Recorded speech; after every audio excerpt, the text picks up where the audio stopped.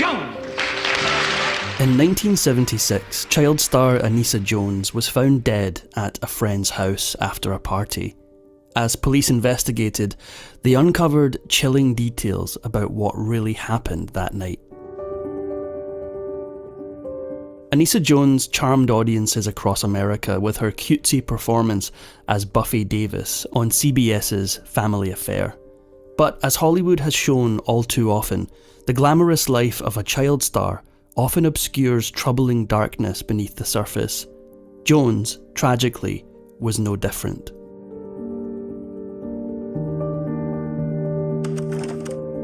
Mary Anissa Jones was born on March 11, 1958, in Indiana. Not long after the birth of her younger brother Paul, the Jones family moved to California. The move would set Anissa's destiny in motion, but hardship began before her acting career did.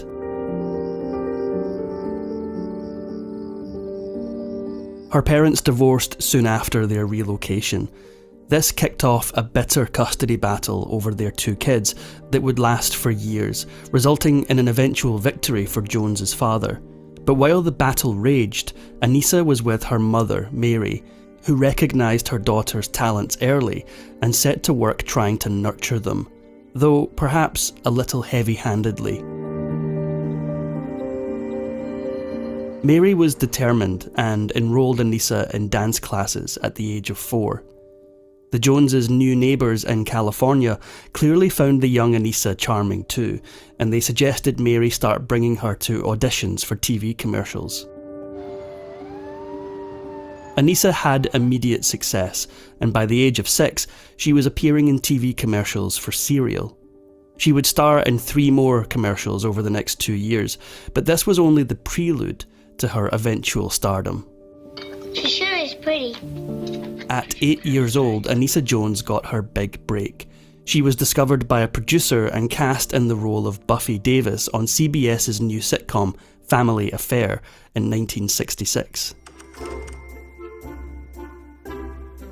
The show followed 3 orphaned children sent to live with their wealthy uncle. It was a wholesome premise, and Jones was perfect for the role. The young actress was physically suited too. She was small for her age, which meant that although she was 8 years old when she landed the role, she could passably play the 6-year-old Buffy, and audiences were smitten. Viewers received Family Affair and the character of Buffy rapturously. Her blonde hair, tied up in pigtails, and charming smile immediately made her a hit among America's increasingly large TV audience. Anissa Jones was easy to love, but the show was anything but easy to make. Well, what do you know about that? As Family Affair grew in popularity, so did the demands on the cast, and it hit Anissa particularly hard. The production schedule was grueling, and she found herself dedicating most of her life to it. The show filmed all year round, and the youngster would often work 7-day weeks to meet network deadlines. Family Affair only continued to gain in popularity as time went on, and CBS executives considered the show a bona fide hit.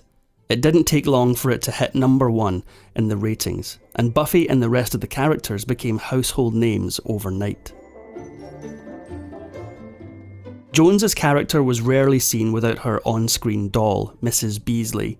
She was so popular that the network released a real-life version, which became the best-selling doll in America. There were Buffy colouring books, lunchboxes, a line of children's clothing, and even a cookbook with Jones on the cover. Anissa became known for her deep kindness and her undying love for her brother Paul, who would always accompany her to set. Whenever she received gifts, she would insist that her brother get one too. If this wasn't possible, she would graciously give her gift away, wanting to share equally with her brother. If I had my picture on a record album, would you be proud of me? Cast and crew members alike on Family Affair continually praised Jones's talents and kind-heartedness. One co-star later gushed about her intelligence and natural ability as an actor, noting that she would always make friends with guest stars so they'd feel welcome on set. She may have even charmed one of the biggest names of the day. In her short career, Jones only ever made one feature film appearance.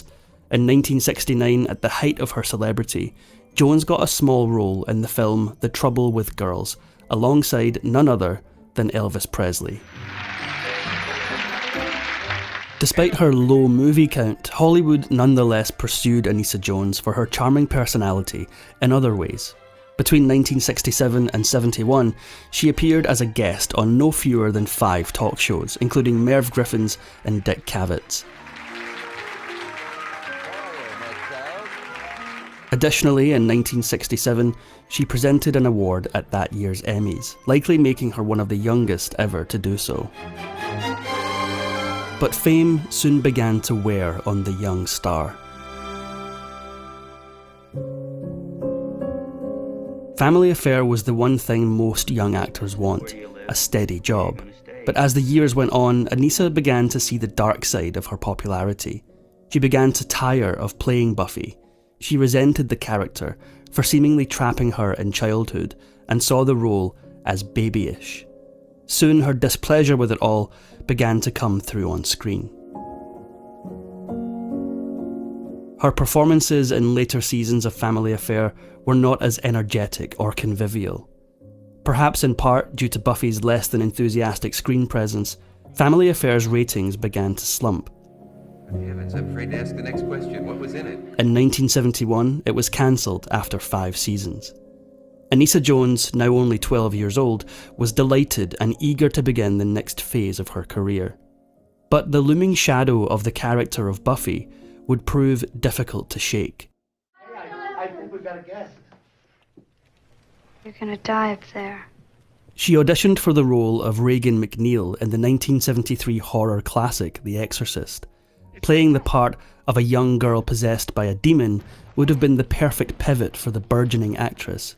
But director William Friedkin gave the role to Linda Blair instead, citing his difficulty in imagining adorable Anissa in such a horrific role. In yet another attempt to avoid being typecast, she auditioned for the role of Iris in Martin Scorsese's 1976 classic, Taxi Driver. Again, the part couldn't have been less like Buffy. Iris was a 13-year-old street worker who attracts the attention of Robert De Niro's character, Travis Bickle. But perhaps Scorsese suffered the same mental blockage as Friedkin, because the role instead went to Jodie Foster. Jones began to spiral. As she entered her teen years and with little professional success, Anissa Jones decided to lean into her previously denied freedom. She turned to substance use and shoplifting for thrills. She tried a few normal jobs, but couldn't seem to hold one down, and she reportedly suffered from erratic mood swings. By this time, Jones's parents' long custody battle had ended, and she and her brother had gone to live with their father. However, on March 7th, 1974, he died from cardiovascular disease, 4 days before his daughter's 16th birthday. Although Jones's mother Mary was technically her guardian, she never spent any time at the family home. This infuriated Mary. Anissa would disappear for days with her friends, whom her mother felt were a very bad influence on her only daughter. Such was her contempt for Anissa's new lifestyle that Mary often filed missing person reports with the authorities after not seeing Anissa for days. Her entry into adulthood didn't ease her mother's worrying. Anissa turned 18 on March 11th, 1976, which meant she was finally entitled to all the money she'd earned on Family Affair.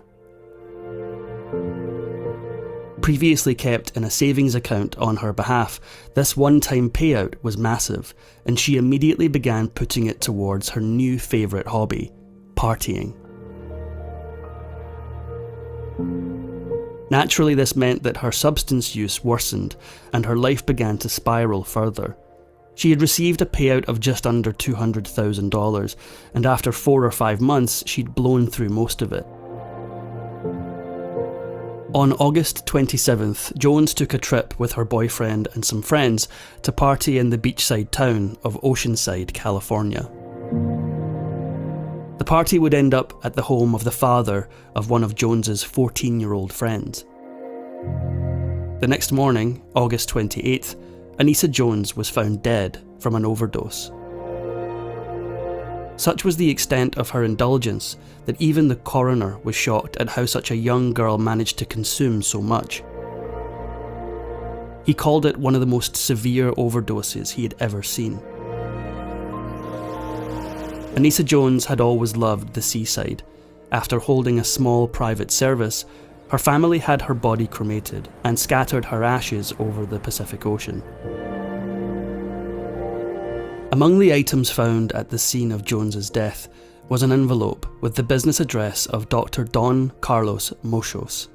This envelope contained a detailed description of the type and quantity of one of the substances that showed up on Jones's toxicology report.